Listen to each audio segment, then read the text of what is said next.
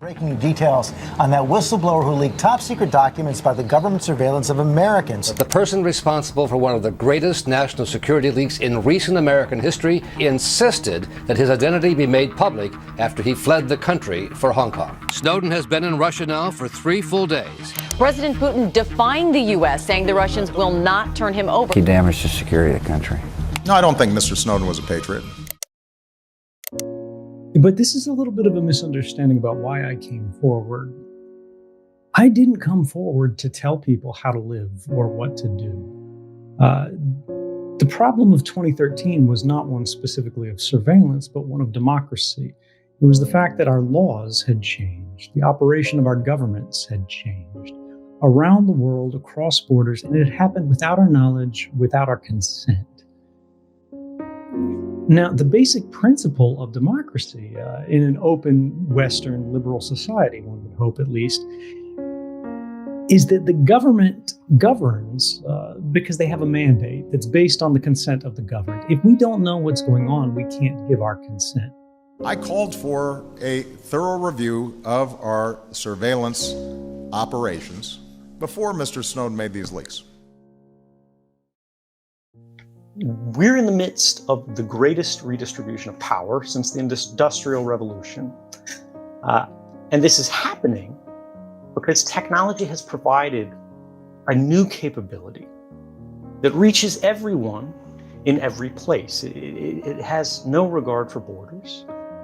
Now, this technology allows these institutions to monitor and record the private activities of people on a scale that's broad enough that we can say it's close to all-powerful. And it's through the use of new platforms and algorithms that are built on and around these capabilities that they're able to shift our behavior. In some cases, they're able to predict our decisions and also nudge them to different outcomes. And they do this by exploiting the human need for belonging. But how many of you who have a Facebook account actually read the terms of service? Right? Like it's not anything to be ashamed of. Everything has hundreds and hundreds of pages of legal jargon that we're not qualified to read and assess, and yet they're considered to be binding upon us. And it is through this sort of unholy connection of technology and sort of an unusual interpretation of contract law, that these institutions have been able to transform this greatest virtue of humanity, which is this desire to interact and to connect and to cooperate and to share, to transform all of that into a weakness. And now these institutions, which are both commercial and governmental, have built upon that, and they have structuralized it and entrenched it to where it has become now the most effective means of social control in the history of our species. When I came forward to reveal the first system of global, truly global mass surveillance back in 2013, which was being run not just by the United States government, but actually of a group called the Five Eyes. These are the Anglophone governments, which would be the United States, Canada, Australia, New Zealand, and the United Kingdom. And the revelation of this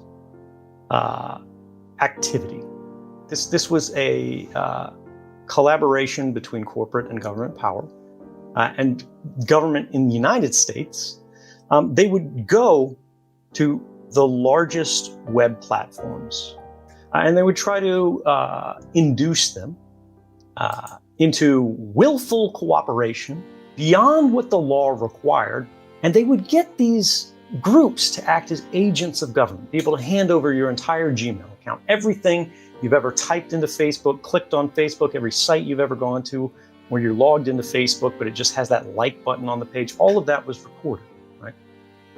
And it was poured into a system that didn't just touch internet connections, but it touched phone calls and everything else.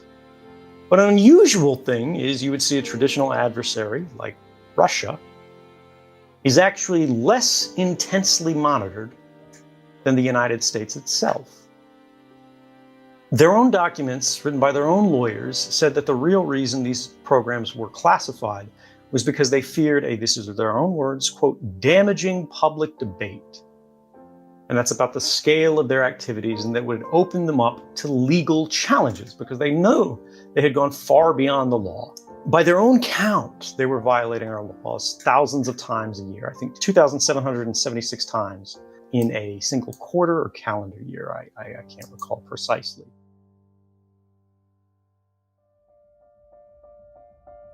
Once upon a time, if you think back to Cold War histories, or at least propaganda, we in the West distinguished ourselves from, the traditional adversary nations by saying we don't do that. We're different from the Iron Curtain. We could do that.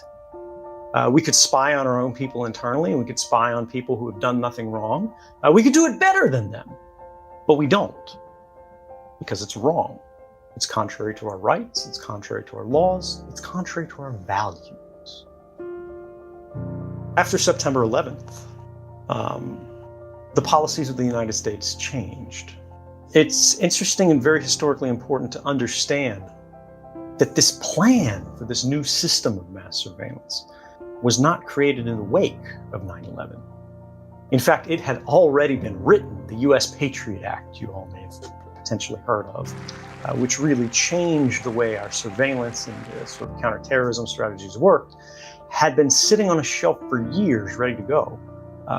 But our legislature didn't believe they were in a position where they could pass it. But after the entire nation had been victimized, everyone was grieving and angry and fearful, it passed with, I think, only a single dissenting vote. But let's say you're one of the people who happen to be sympathetic to these. But I would argue, if you are so fearful of foreigners that you are willing to destroy your own rights, the rights of your family, the rights of everyone who lives in your country, you are not protecting anything. You are, in fact, harming. And if you want to be strong, the way that you show strength is not through fear, but by showing resilience. If you can't have faith in your country, if you can't have faith in your system that is greater than your fear of someone who doesn't look like you, I don't see that as strength. I see that as weakness.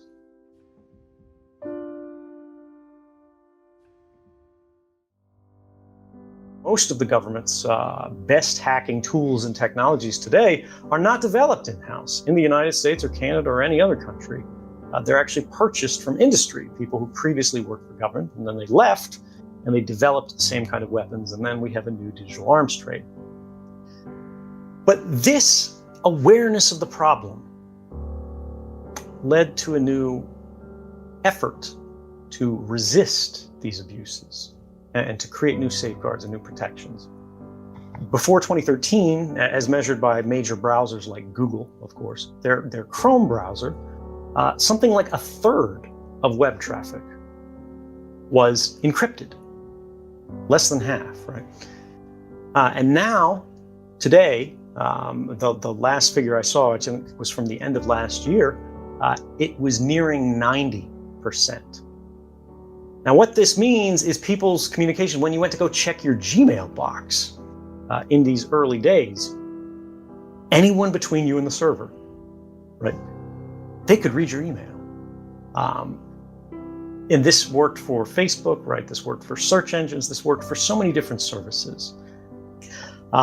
Since then, we've started armoring it. We've clothed ourselves as we cross this hostile path by encrypting our communications by default.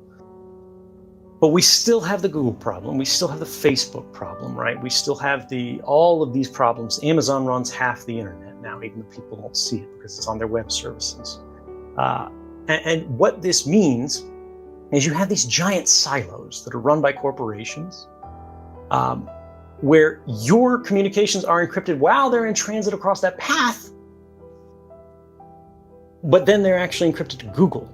And when they reach that destination at a Google server, they're being encrypted with a key that Google holds. Google can now read everything because they want to mine this for data.